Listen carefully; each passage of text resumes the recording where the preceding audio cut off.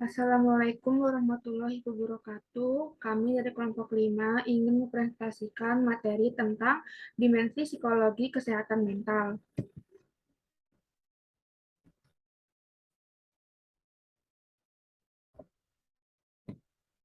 Dengan anggota kelompok kami yaitu Mawar Syarih, Nadia Krisan, dan Lutfi Aulia Rahma. Materi presentasi yang ingin kami bawakan yaitu proses awal kehidupan manusia dari 0 sampai 5 tahun, proses pembelajaran pada kehidupan manusia, kebutuhan dasar manusia, dan kondisi psikologis yang kemungkinan muncul pada kehidupan. Proses awal kehidupan manusia dari 0 sampai 5 tahun.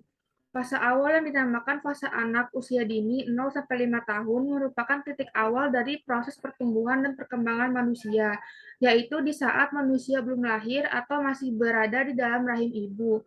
Menjadi bayi, kemudian masa anak usia dini, di mana anak mengalami masa prasekolah, di mana pada usia ini segala aspek perkembangan anak mengalami kemajuan yang sangat pesat.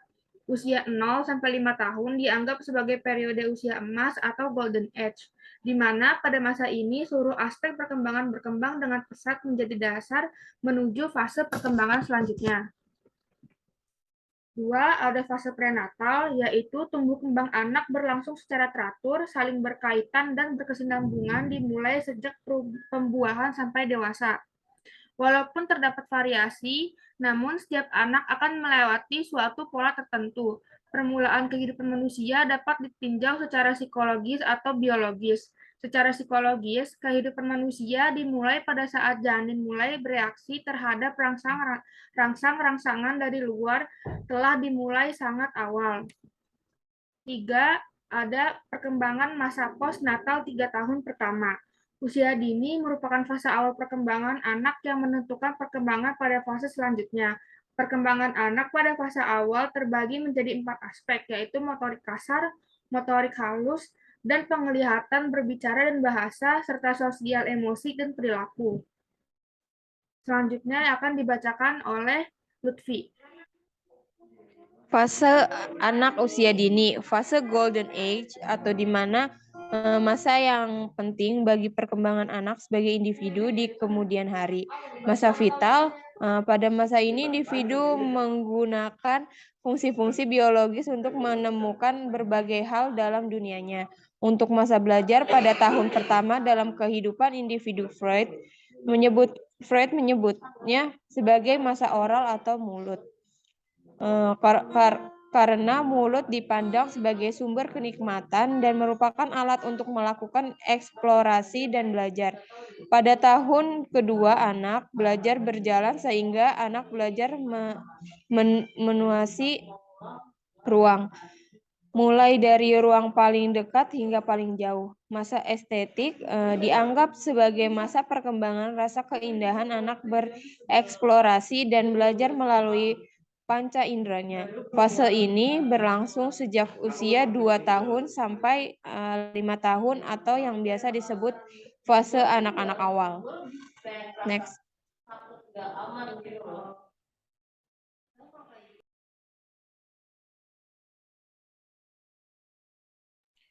Proses awal pembelajaran manusia. Secara umum anak usia dini dapat dikelompokkan dalam usia 0 hingga 1 tahun, 2 hingga 3 tahun, dan 4 hingga 6 tahun dengan karakteristik masing-masing sebagai berikut. Usia 0 hingga 1 tahun, usia ini merupakan masa bayi, tetapi perkembangan fisik mengalami kecepatan yang sangat luar biasa. Berbagai karakteristik siswa usia bayi dapat dijelaskan sebagai berikut.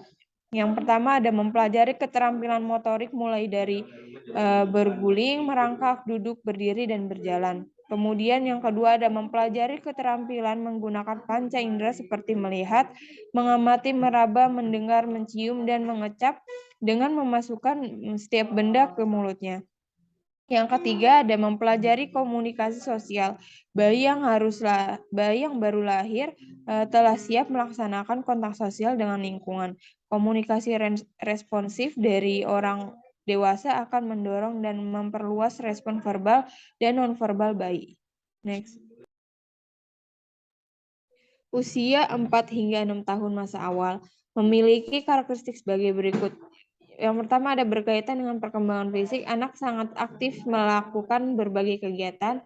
Hal ini bermanfaat untuk mengembangkan otot-otot kecil maupun besar, seperti memanjat, melompat, dan berlari.